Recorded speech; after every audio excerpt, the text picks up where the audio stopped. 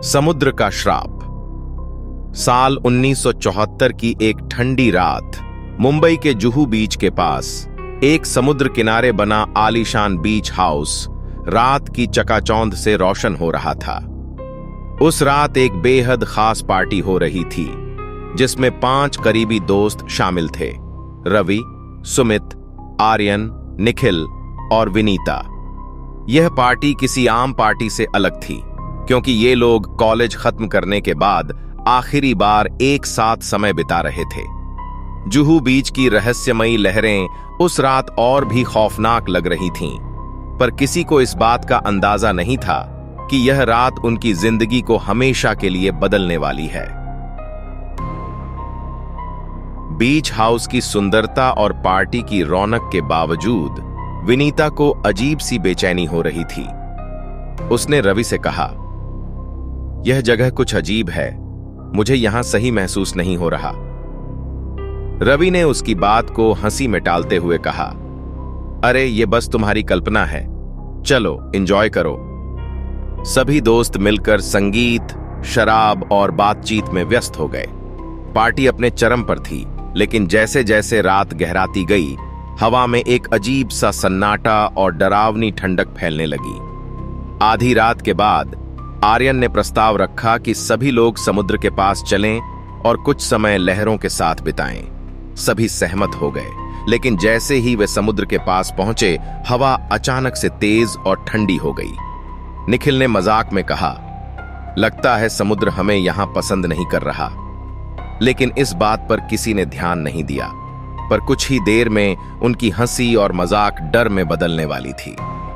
समुद्र की लहरें अचानक से उठने लगीं, मानो वो कुछ कहना चाहती हों। विनीता ने कहा, मुझे यहां से वापस जाना चाहिए, यह जगह सही नहीं लग रही। लेकिन निखिल ने उसकी बात को नजरअंदाज करते हुए कहा, डरने की कोई बात नहीं है, यह सिर्फ लहरें हैं। तभी समुद्र से एक अजीब और गरीब आवाज सुनाई दी, जो किसी इंसान की चीख की तरह लग रही थी। सभी ने चौंक कर इधर उधर देखा, पर कुछ समझ नहीं आया।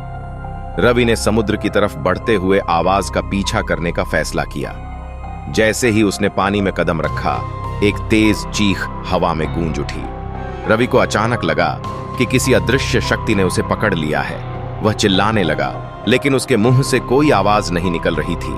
उसके शरीर को घसीटते हुए पानी के अंदर ले जाया जा रहा था। बाकी सब दोस्त स्तब्ध होकर यह सब देख रहे थे, लेकिन कोई उसकी मदद करने की हिम्मत नहीं कर सका। विनीता ने भागकर बीच हाउस के अंदर जाने का प्रयास किया, लेकिन दरवाजा जैसे खुद ब खुद बंद हो गया। बाकी दोस्तों ने भी भागने की कोशिश की, पर ऐसा लग रहा था मानो समुद्र ने पूरे बीच हाउस को अपनी गिरफ्त में ले लिया हो। पानी की लहरें अब तेज हो चुकी थीं और उनके अंदर एक भयानक ऊर्जा थी। निखिल चिल्लाया, हमें यहां से भागना होगा। लेकिन कोई नहीं जानता था कि अब उनकी नियति क्या होगी।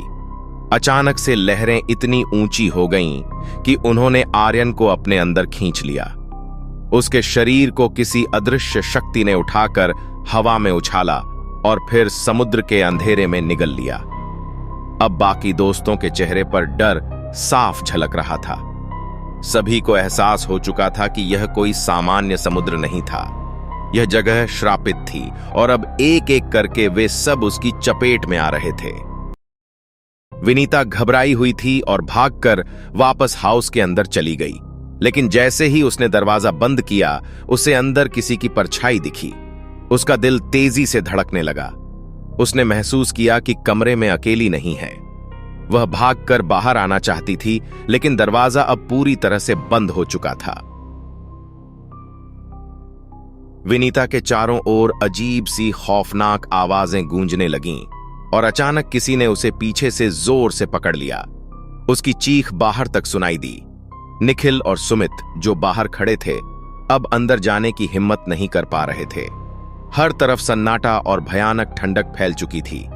निखिल ने कहा, यहां कुछ बहुत बुरा होने वाला है, हमें भागना चाहिए। पर कोई रास्ता नहीं बचा था। तभी समुद्र से एक और आवाज आई और इस बार सुमित को पानी की ओर खींच लिया गया। निखिल अब बिल्कुल अकेला रह गया था, लेकिन उसकी मौत अभी बाकी थी। निखिल अब अकेला था और वह जानता था कि उसकी बारी भी आने वाली है। वह बीच हाउस के अंदर भागा, लेकिन जैसे ही उसने दरवाजा खोला, वह खुद को एक अलग ही जगह पर पाया। वह वही पुराना कमरा था, लेकिन वहां कुछ अजीब था। दीवारों पर खून के धब्बे थे और फर्श पर सफेद चादर में लिपटे हुए शव रखे थे। उसकी सांसें तेज हो रही थीं और उसे समझ नहीं आ रहा था कि वह क्या करे। तभी उसके सामने उन चारों दोस्तों की परछाइयां प्रकट हुईं।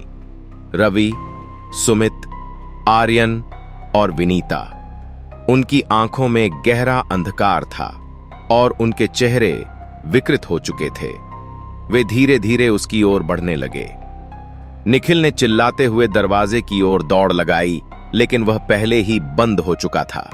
उसकी सांसें थमने लगीं और उसकी चीख हवा में खो गई। समुद्र की लहरों ने सब कुछ निगल लिया। अगले दिन पुलिस ने बीच हाउस से सिर्फ एक शव पाया, विनीता का। बाकी चारों दोस्तों का कोई अता पता नहीं था। गांव के बुजुर्गों ने बताया कि उस बीच हाउस पर सदियों पुराना श्राप है। जो भी वहां पार्टी करने जाता है वो वापस नहीं आता। कहते हैं कि उस रात समुद्र ने उन चारों दोस्तों की आत्माओं को अपनी कैद में ले लिया, लेकिन निखिल, वह कभी नहीं मिला। कुछ लोगों का मानना था कि वह समुद्र के भीतर कहीं खो गया, जबकि दूसरों का कहना था कि उसकी आत्मा अभी भी उस श्रापित बीच हाउस में भटक रही है। आज 50 साल बाद मैं, निखिल, 75 साल का हो चुका हूं। मैं वह अकेला दोस्त हूं जिसने उस रात के भयानक हादसे से बचने की कोशिश की, पर सच कहूं तो मैं बचा नहीं। मेरे दिल में वह खौफनाक रात आज भी जिंदा है। मैं अब भी हर रात उन दोस्तों की परछाइयों को अपने आसपास महसूस करता हूं। समुद्र का श्राप कभी खत्म नहीं हुआ। मैंने देखा था कैसे समुद्र ने मेरे दोस्तों को निगल लिया, और मैं जानता हूं कि जल्द ही मेरी बारी भी आने वाली है।